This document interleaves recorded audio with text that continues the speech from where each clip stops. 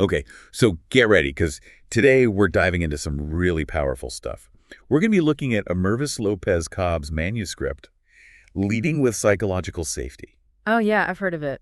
And she's got this unique perspective, especially as a woman of color in leadership. Right.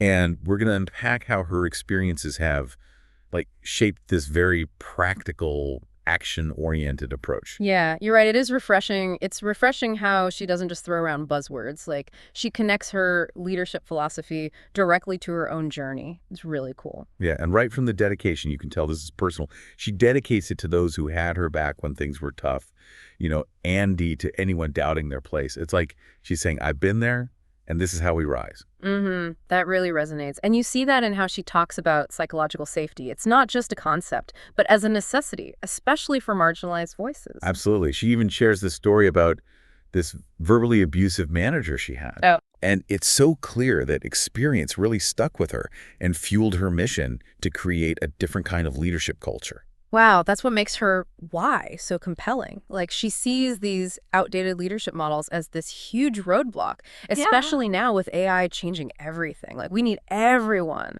especially those from marginalized groups, to thrive now more than ever. And she doesn't shy away from the HOW. Forget theory. Yeah, right. She lays out 52 specific leadership practices. Wow. We obviously can't get to all of them. Right. But we're going to dig into the ones that really stood out to us, the ones that can help you make the biggest impact. The first one that really grabbed me was practice, #1, speak freely, lead thoughtfully. Ooh, yeah.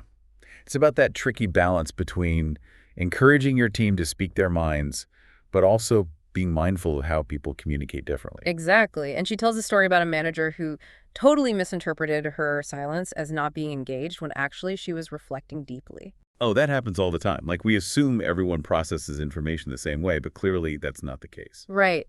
And sometimes it's about reading between the lines, understanding what people aren't saying as much as what they are. Yeah, it makes you think about how management discretion, which sounds neutral on paper, can be twisted to silence people. Totally. And Amervis, she gives some advice. If you're in that kind of environment, document everything, focus on doing your best, and look for a healthier space when you can. Your well-being matters. Okay, shifting gears a bit to practice, #3, lead with vulnerability.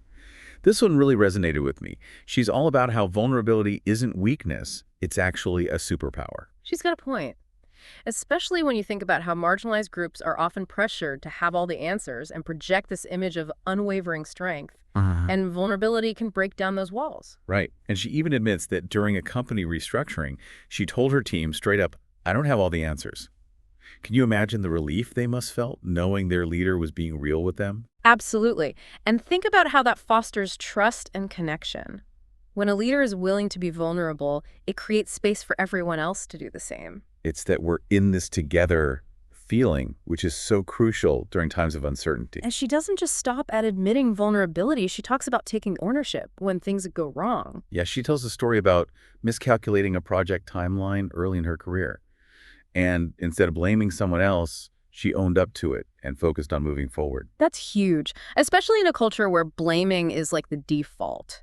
It takes courage to stand up and say, I messed up, but it sets a powerful example for the whole team. Okay, this next one is so key, especially if you've ever worked under a micromanager. Practice #5, empowerment over micromanagement. Have you ever had one of those bosses, by the way? I feel like everyone has at least once. Oh, absolutely. It's the worst. And Amervis doesn't sugarcoat it. She talks about her own experience with a micromanager and how soul-crushing it was. Ugh, I bet. But what I find fascinating is how she uses that negative experience to shape her own leadership. Right. She learned firsthand how not to lead. She talks about this high-pressure system implementation she led. And instead of micromanaging, she gave her team autonomy, and they ended up exceeding expectations. They were engaged, confident, they felt this sense of ownership. It's amazing what people can achieve when they feel trusted, right? Totally.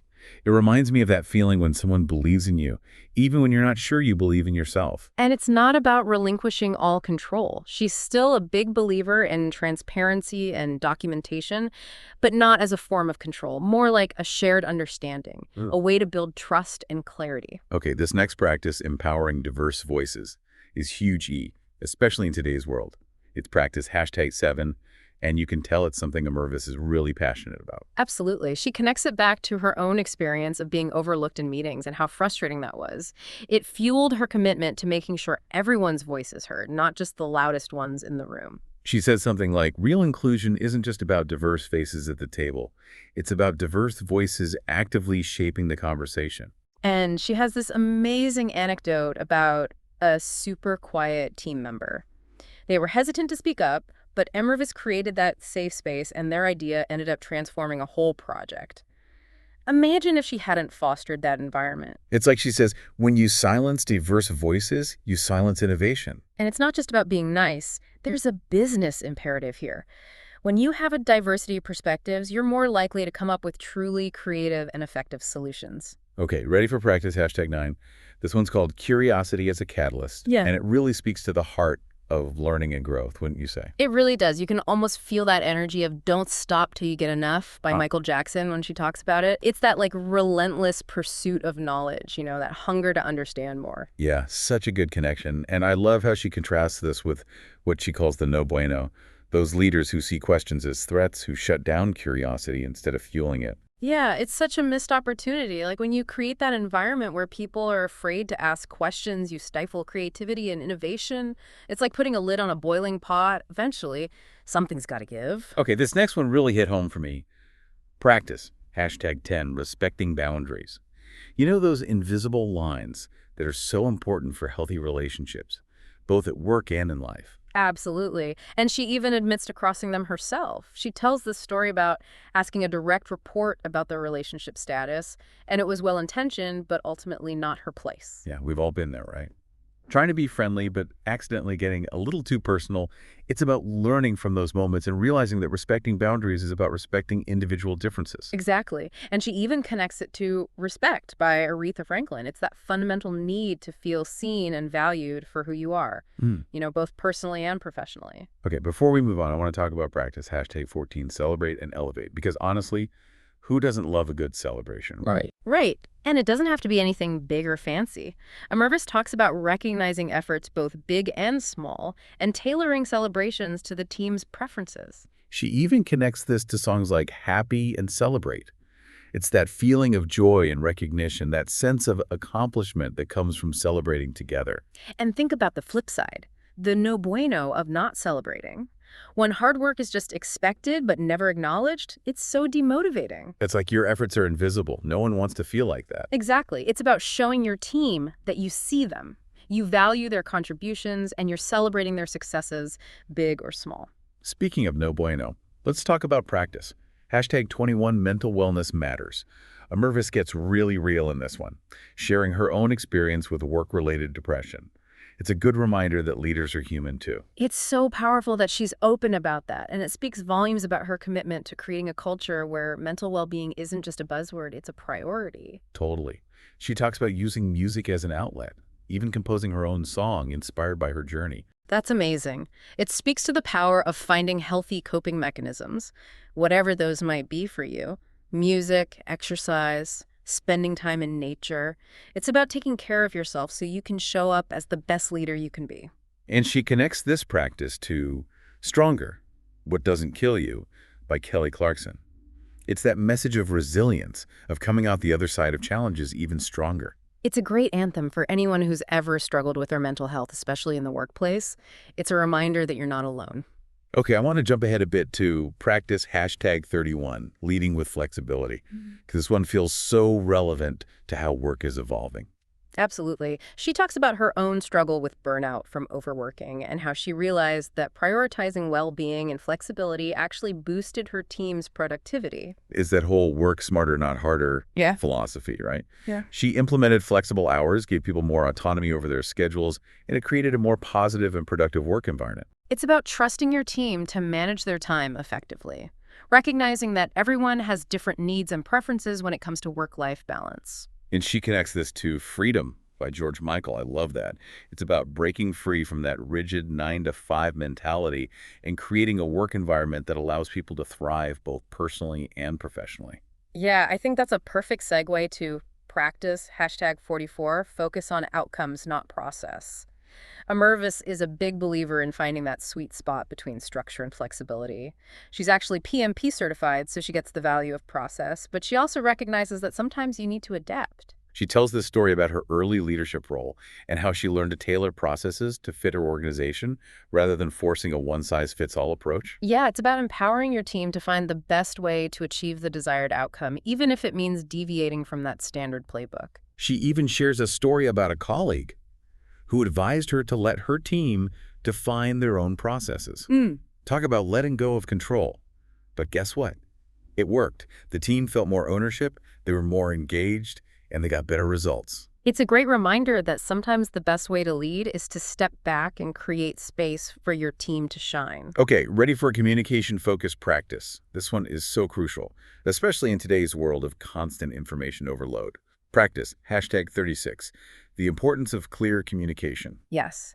And this one feels personal for Amervis. She talks about how she's been told to communicate with fewer words to be more concise. Which, let's be real, is often code for don't be so emotional or don't take up so much space. Exactly. And she pushes back on that. She says that she prioritizes clarity over brevity, especially because she's experienced gaslighting in the past and she doesn't want to leave any room for misinterpretation. It's about being unapologetically clear, even if it means using a few extra words. She even connects it to Say What You Need to Say by John Mayer, which is such a great reminder that clear, direct communication is essential, especially in leadership. Okay, this next one, practice. #50, the power of nonverbal communication, is so fascinating because it's something we often overlook. So true. We focus so much on the words, but our body language, our tone of voice, even our energy speak volumes. She tells this great story about a team member whose body language was screaming, "I disagree," even though they were verbally agreeing with everything. It's a good reminder to pay attention to those nonverbal cues because they can often reveal what people are hesitant to say out loud. And this is especially important in virtual settings, where we don't have those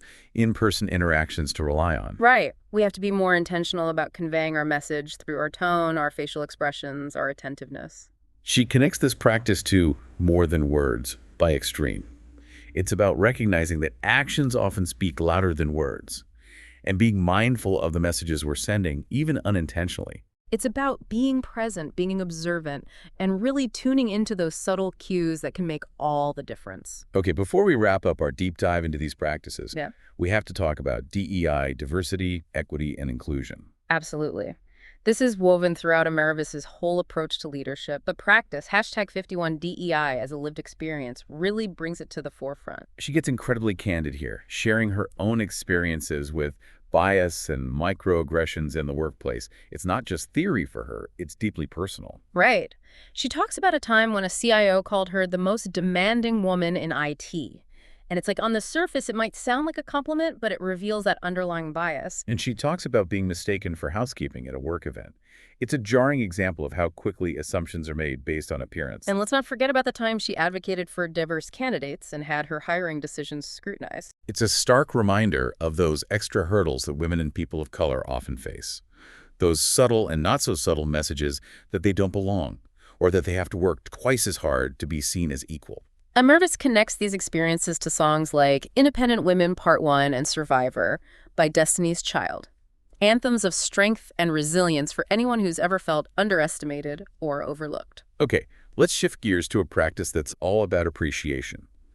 Practice, #52, leading with gratitude. This one is so important. Amervis talks about how she incorporates gratitude into her leadership, making it a regular part of her team meetings. She also shares stories about two people who were incredibly influential in her leadership journey, Joy and Mika. Joy helped her access tuition reimbursement early in her career, and Mika offered invaluable advice and support. It's beautiful how she acknowledges the people who helped her along the way.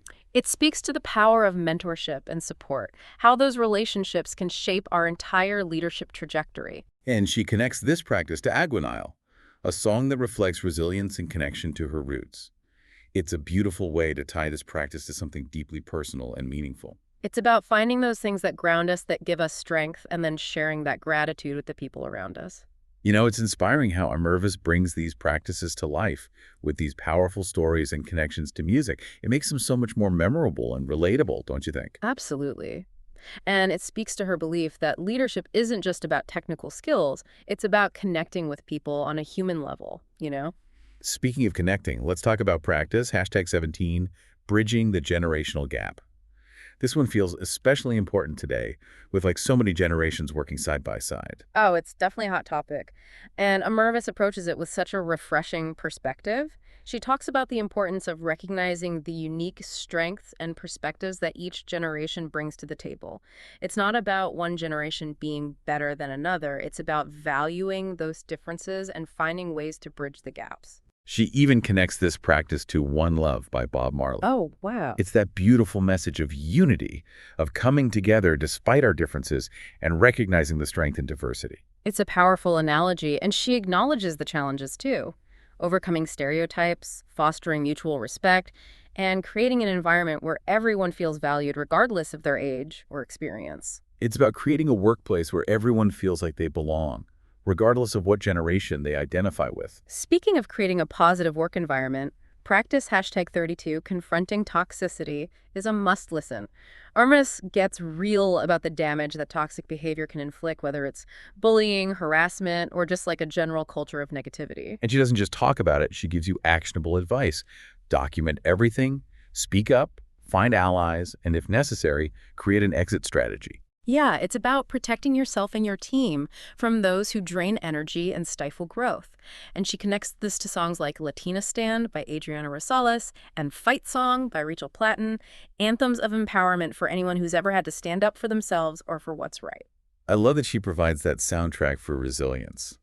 It's like she's saying, you got this, you have a voice, and you deserve to be heard. Yeah. And that leads beautifully into practice. Hashtag 35. Feedback as a tool for growth, not criticism. This one's all about reframing feedback, both giving and receiving it as an opportunity for growth rather than a judgment. It's so important. She talks about how creating a culture of feedback where it's seen as a gift can be transformative for individuals and for teams. It's about creating that safe space to give and receive constructive criticism without fear, without defensiveness. She even connects it to Rise by Katy Perry, which is such a fitting anthem for personal and professional growth. It's that reminder that setbacks and challenges are inevitable, but it's how we choose to respond that determines our ultimate success. Okay, one more practice I want to touch on before we wrap up. Practice, hashtag 49, transparency in action, learning from Despacito. This one caught me off guard, but it's actually brilliant. I know, right? Who knew we could learn so much about leadership from a global pop sensation? Right, but it makes so much sense. Amervis connects the massive success of Despacito to the power of transparency and clear communication. The artists and producers behind the song were very open about their vision and intentions, and that clarity created a sense of alignment and purpose that resonated with people worldwide. It's a powerful reminder that when people understand the why behind decisions and actions, they're more likely to buy in, collaborate effectively, and contribute their best work. It's about bringing people along on the journey, not just dictating from the top down. Wow, we've covered a lot of ground today. From psychological safety to empowering diverse voices, from leading with vulnerability to celebrating successes, Amervis has given us so much to think about. And it's all about taking action, right? Like, it's not enough to just read about these practices. We have to actually implement them in our own lives. Absolutely. It's about taking those small but consistent steps every day to create a more positive and empowering environment for ourselves and for those around us. This deep dive was just a taste of the insights Amervis offers in her manuscript. So we encourage you to check it out yourself when it's published. It's called Leading with Psychological Safety. And let us know what resonates with you. Yeah, we'd love to hear your thoughts. Until next time.